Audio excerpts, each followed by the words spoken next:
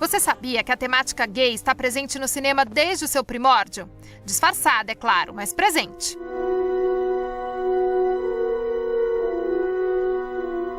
Em 1895, Thomas Edison rodou um filme experimental, The Gay Brothers, em que dois homens dançam ao som de um violino. O primeiro beijo entre dois homens ficou impresso em The Wing, premiado com o Oscar de melhor filme em 1927.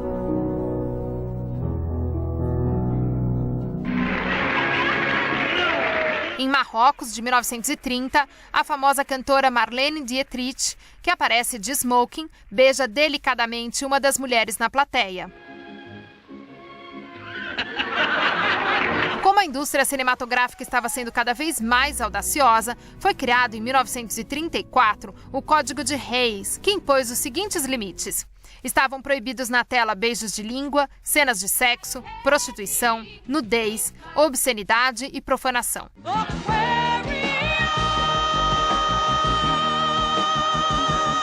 E a indústria obedeceu a esta conduta até 1968, quando um novo acordo foi selado e que vigora até hoje. De que forma tudo isso era mostrado e como foi sendo alterado ao longo dos anos? Para responder a essa e outras perguntas, fomos conversar com o Steven Lekish, que fez uma verdadeira pesquisa sobre o mundo gay no cinema. Olha só. Os primeiros filmes que abordam isso mais abertamente é Festim Diabólico, do Hitchcock, que vai falar de um crime cometido por um casal de homossexuais, né, que mataram um colega de faculdade para provar que eles poderiam cometer um crime perfeito. Até a década de 70, por aí, os filmes começam a ser um pouco subliminares. Tem sempre falando sobre o assunto, mas não de maneira explícita. O próprio Hitchcock é um diretor que explorou muito o tema, o próprio Psicose. Falava sobre um assassino que tinha distúrbios sexuais. Ele se vestia de mulher para assassinar suas vítimas, ele tomava a identidade da mãe, ele tinha uma aversão pelo feminino. Ele explorou isso muito em vários filmes dele. Gato em Teto de Zinco Quente, que vai também tratar de uma relação estranha de um marido que não dá atenção para ela. Os primeiros filmes brasileiros também surgiram na mesma época em que surgiram os primeiros filmes americanos. E tem em 1929 um dos primeiros registros que fala sobre essa temática, que chama um filme Asdrubal Quer Casar, e é um filme que fala sobre um relacionamento entre ele e uma mulher, que depois no fim do filme você descobre que não é uma mulher, e sim um travesti. A gente tem o Beijo no Asfalto, que é um filme com Tarcísio Meira e Neila Torraca, são os grandes galãs do cinema fazendo um filme de Nelson Rodrigues. Cheguei primeiro que os outros. Embaixei, peguei a cabeça do rapaz. Peguei a cabeça dele e me beijou. Isso vai num crescente, né? Até quando chegamos na década de 70, quando vem a liberação sexual. Filmes, então, extremamente explícitos, como o próprio Hair, que pregava o amor livre, que todos os personagens eram teoricamente bissexuais. Você tinha uma diversidade de personagens desse tipo.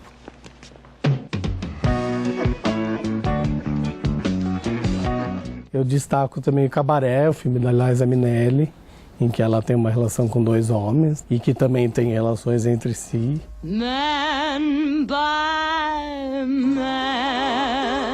Quando a gente chega nos anos 80, a gente vai entrar na década da AIDS.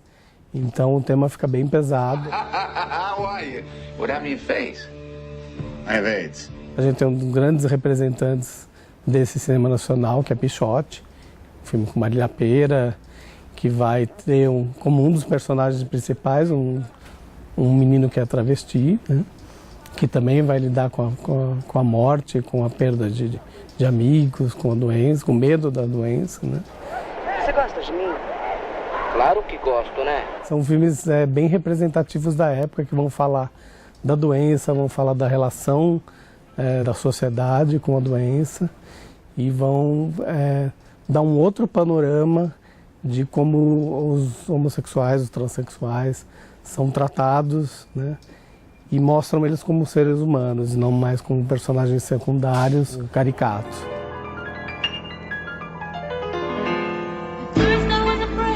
I was petrified, kept thinking I could never live without you by my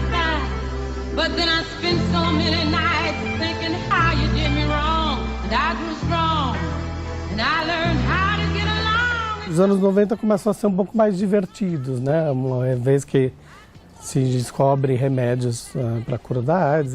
Então os filmes começam a ser mais divertidos, começam a lidar com o tema de uma forma mais leve.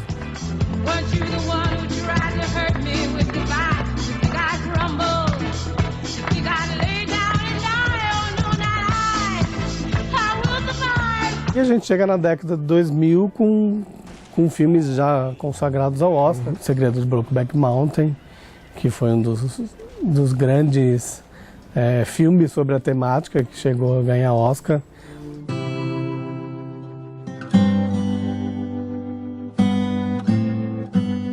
E a gente tem Milk, que é também um grande clássico recente, com o Champagne fazendo um deputado americano que é assassinado. Você vai ter o próprio Madame Satã, que vai retratar a vida de um boêmio da Lapa do Rio de Janeiro. A formosa feiticeira da floresta. Havia sempre um grande tabu, principalmente entre os atores americanos, de que fazer esse tipo de filme estragava a carreira, né, de que eles não conseguiriam outros papéis. E a década de 2000 prova exatamente o contrário. Tem grandes atores se rendendo a esse tema sem medo.